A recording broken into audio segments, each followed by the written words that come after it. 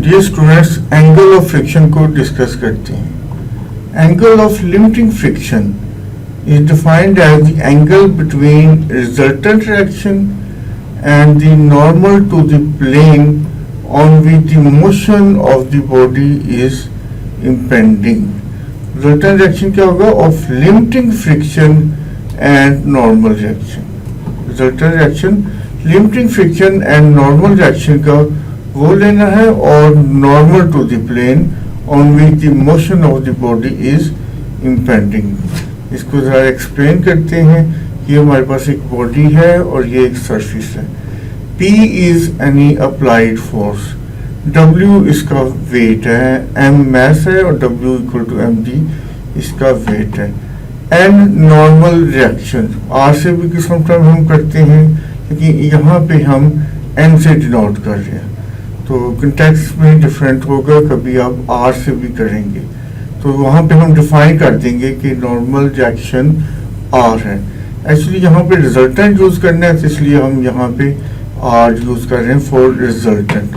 So P is applied force, W is weight, N is normal reaction, F capital F ये friction force is proportional to capital N, ये हम पढ़ चुके हैं। और F max किसके इक्वल होगा?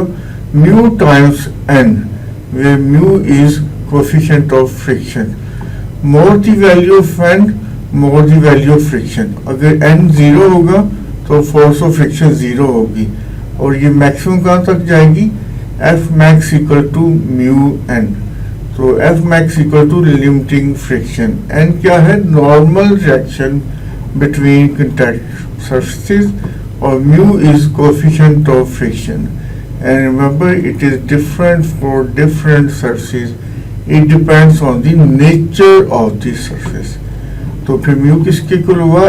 F max over N, और ये फाई ये एंगल ऑफ लिमिटिंग फ्रिक्शन होता है। ये phi angle of limiting friction. Angle between N and R depends on the value of F.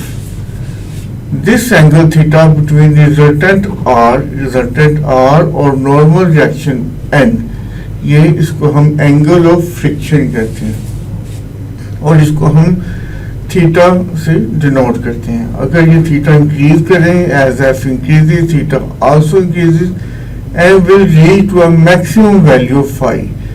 ये phi angle of limiting friction होगा। तो एंगल ऑफ लिमिटिंग फ्रिक्शन कब होगा?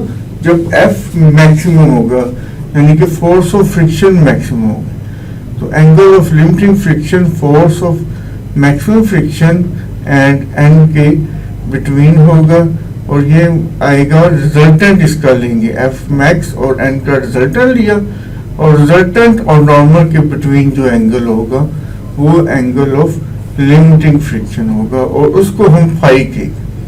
लिमिटिंग फ्रिक्शन जब आ जाती है तो नॉर्मल और लिमिटिंग फ्रिक्शन का जब रिजल्टेंट लेते हैं तो वो कैपिटल R, उसके बिटवीन जो R और N के बिटवीन होगा एंगल, वो एंगल ऑफ लिमिटिंग फ्रिक्शन होगा, उसको हम फाई से डिनोट करेंगे। तो tan phi equal to F max over N, क्योंकि ये F मैक्स इधर है, ये फाई है, ये अगर हम हेड टू टेल रूल से और पैरेललोग्राम लॉ से लगाएं तो F मैक्स इधर आएगा।